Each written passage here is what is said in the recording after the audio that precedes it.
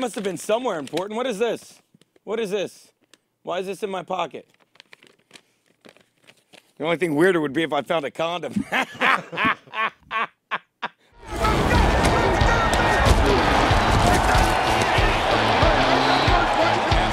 action fakes it for Texans zone. Yes, touchdown.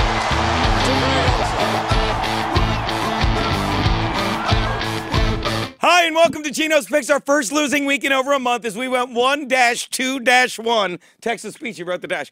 In the video, it's dropping us to 53%, but that's still 0.67 above. You're up 8 cents. 8 cents. Fucking go nuts, kids. But buckle up this week, as you will really have something to be thankful for, as Daddy will be throwing you 3 that's 3 Turkey Day picks tomorrow on the Instagram, and I can only wonder who Daddy will be taking in the 4 p.m. Bolts-Cowboys game. But enough mystery. Let's gobble up these for Turkey Day with the weekend picks.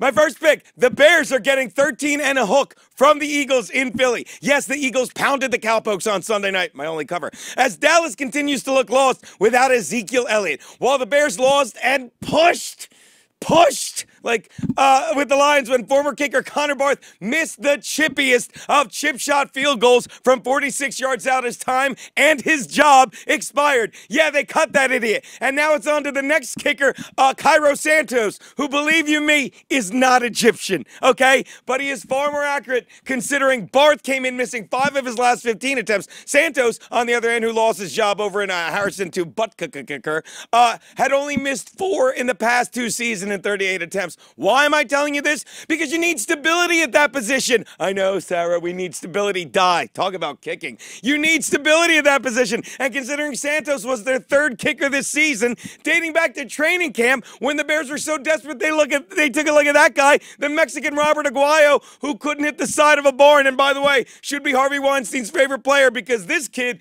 gives a whole new meaning to the word PR disaster. Not to mention, just like Weinstein, you never knew where he was aiming. Look, my point is the Bears aren't a great team, but they're a young team with a solid defense and a great rushing attack in Jordan Howard and Tariq Cohen, and that makes them hard to blow. Sit down, Garrett. Out. Take the Bears and the near 2 DTs. I got the DTs, but you're getting 2 TDs. Take them. My next pick, the Raiders are laying 4 and a hook to the Broncos in Oakland. What can you say about the Raiders' defense? Oh, yeah, they stink, which is why on Tuesday they fired defensive coordinator Ed Norton Jr., replaced him with Bill Musgrave. But you know what you can say about the Broncos' offense? They're worse, which is why on Monday they fired offensive coordinator / fraud Mike McCoy, who was lucky enough to be on the sideline back in 2014 when pre-Peyton Manning's noodle arm, he had his offense setting record upon record. And yeah, he parlayed that into a head coaching job with my Bolts, which he turned in 2 mediocre seasons, followed by 2 terrible ones in which his team lost 12 and 11 games respectively. But good news, Denver is so earthy that they not only legalized marijuana, but they're huge on recycling, which is why in the offseason the front office must have got so high that they recycled McCoy and Brock Osweiler, and the results were putrid. This is going to be a hard game to stomach for fans of both teams, but the good news is marijuana is legal in both Colorado and Cali, so maybe they should stomach some edibles so they can laugh at this game along with the rest of the country. The Broncos' offense is a dumpster fire, and the Raiders' offense is still in place, while their defense, who hasn't had an interception all year, how can this team move to L.A. when they're not willing to let their balls be seen by everyone? They are probably going to get at least 2 in this game. Take the Raiders, lay the 4 and a hook. My next pick, the Saints are, see what we're doing? The Saints are getting 2 and a hook from the Rams in LA.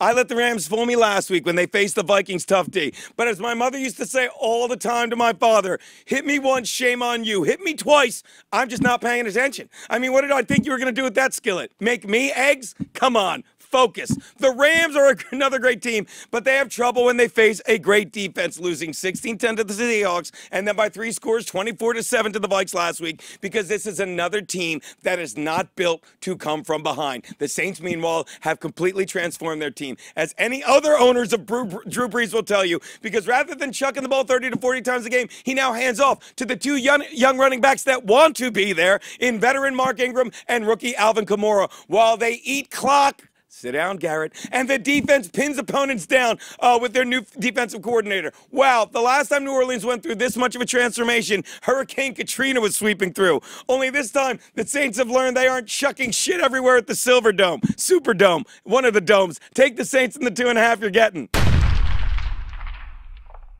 Which brings me to my W Money Monday Night Betters. I like to call it the kids. University of Phoenix. Who we kidding? The Ravens are giving a TD to the Texans in Baltimore. Wow. Really? We think the Ravens can cover a TD on Monday night with Joe Flacco? I do. Hey, they're coming from a 23-0 blowout of the Packers last Sunday when they faced a QB who didn't fit the offense, which is what they'll be facing again this Monday night in quarterback Tom Savage, who has really earned half that title, quarter. Because every time we see either one of them thrown in the air, there's a 50% chance it will land the way you called it. Savage is completing just 52% of his passes. How bad is that? We're picking 1% higher.